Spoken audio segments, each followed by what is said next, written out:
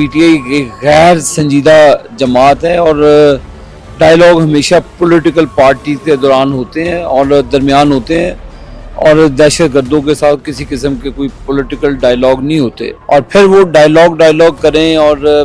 بعد میں ان ڈائلاگ کا تمسخر اڑائیں اور جو توہین امیز گفتگو ہے وہ کریں، تو میرا خیال ہے پھر ڈائلاگ کی جگہ کچھ اور کام کرنا ہے۔ چوری پکڑی گئی ہے، اب یہ ڈائلاگ کھیلیں گے تو چوری تو پھر نہیں چھپے گی اور اس کی سزا ضرور ملے گی۔ کیا سمجھتے ہیں کہ جو القادر ٹرسٹ کیس کا جو فیصلہ ہے وہ 18 کو محفوظ ہوا، 23 پہ گیا، پھر 6 پہ، پھر 13 17 پہ، اس کی مؤخر ہونے کی کیا وجہ ہے؟ اس کی کوئی وجوہات نہیں ہے، عمران خان ہی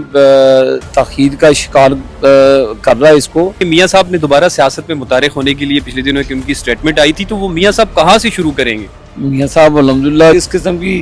سیاست آپ چاہتے ہیں میاں صاحب سے؟ وہ انہوں نے خود کہا ہے کہ وہ دوبارہ متعارف ہونا چاہتے ہیں۔ عابد شیر علی صاحب اس وقت ہمارے ساتھ موجود ہیں۔ سر، حکومت مذاکرات کے لیے سنجیدہ ہے، بہت سارے رہنما اس حوالے سے بات کر چکے ہیں، لیکن حکومت کے جو اتحادی ہیں، خاص کر پیپلز پارٹی کی میں بات کر رہا ہوں، چھوٹی چھوٹی چیزوں پہ حکومت سے وہ گلے شکوے بھی کر رہی ہیں، کیا وہ بھی اس مذاکرات کی حامی ہیں؟ دیکھیں جی، گلے شکوے تو بھائیوں میں بھی ہوتے ہیں اور گلے شکوے دور بھی ہوتے ہیں، اور یہ بھی ایک جمہوری حسن ہے کہ اپنے جو ہمارے الائڈ ہیں تو وہ بھی اپنے چیزیں کہتے ہیں اور حکومت ان معاملات کو ایڈریس کرتی ہے، لیکن جو مذاکرات ہیں پی ٹی آئی ایک غیر سنجیدہ جماعت ہے اور ڈائلاگ ہمیشہ پولیٹیکل پارٹی کے دوران ہوتے ہیں اور درمیان ہوتے ہیں اور دہشت گردوں کے ساتھ کسی قسم کے کوئی پولیٹیکل ڈائلاگ نہیں ہوتے، تو یہ جو پرتشدد ان کی ذہنیت ہے اور جو ان کی سوچ ہے، جب تک اس کو سائیڈ لائن نہیں کریں گے تو کوئی بھی مذاکرات نتیجہ خیز ثابت نہیں ہوگا۔ لیکن سر، وہ تو کہہ رہے ہیں کہ وہ سنجیدہ ہیں، وہ بار بار عمران خان صاحب نے تو یہ بھی کہا ہے کہ تحریری طور پر مطالبات جو حکومت نے مطالبہ کیا تھا کہ تحریری طور پر دیں، وہ تو دینے کے لیے تیار ہیں۔ ہم نے تو بارہا کہا اور آپ ان کی گفتگو سنتے بھی ہیں اور ان کا اختیار بھی کوئی نہیں ہے۔ بے شمار انہوں نے کہا جی کہ ہم ملنا چاہ رہے عمران خان سے، اور ان کے 40-50 لوگوں کی ملاقات بھی ارینج کروائی گئی، وہ گئے بھی، اور پھر وہ ڈائلاگ کریں اور بعد میں ان ڈائلاگ کا تمسخر اڑائیں اور جو توہین امیز گفتگو ہے وہ کریں، تو میرا خیال ہے پھر ڈائلاگ کی جگہ کچھ اور کام کرنا ہے۔ اچھا سر، بطور پولیٹیکل ورکر آپ کیا سمجھتے ہیں کہ جو القادر ٹرسٹ کیس کا جو فیصلہ ہے وہ 18 کو محفوظ ہوا، 23 پہ گیا، پھر 6 پہ، پھر 13 17 پہ، اس کی مؤخر ہونے کی کیا وجہ ہے؟ اس کی کوئی وجوہات نہیں ہے، عمران خان ہی تاخیر کا شکار کر رہا ہے اس کو، تو یہ دیوار پہ لکھا ہوا ہے ایک کہ اس کو انشاءاللہ اس کی سزا ملے گی، چوری کی ہے، دنیا کو ثابت ہوگا کہ اس نے القادر ٹرسٹ میں فرح گوگی نے جو بغیر منی ٹریل کے 36 کروڑ روپے کی جگہ ایکوائر کی، پھر اس کے عوض جو معاملات ہوئے اور جو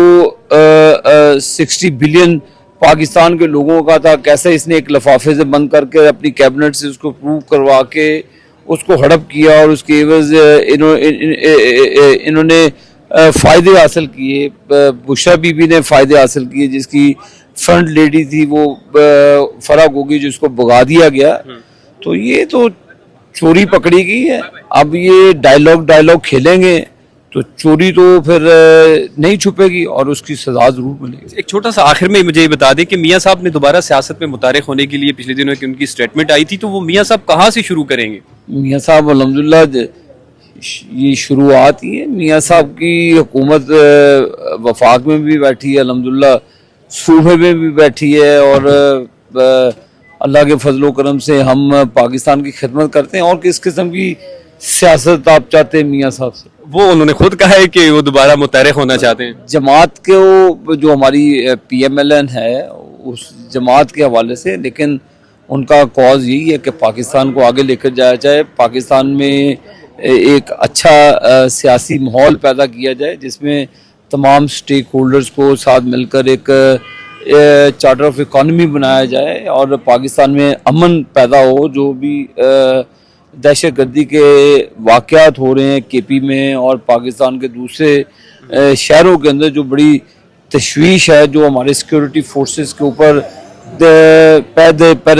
حملے ہو رہے ہیں، اور اس میں جو سہولت کاری ہو رہی ہے، ان سہولت کاروں کو سمیت ہمیں ان تمام جو چیزوں کو کا خاتمہ کرنا ہے، اور ہم نے انشاءاللہ پاکستان کا ساتھ دینا ہے۔ Thank you sir.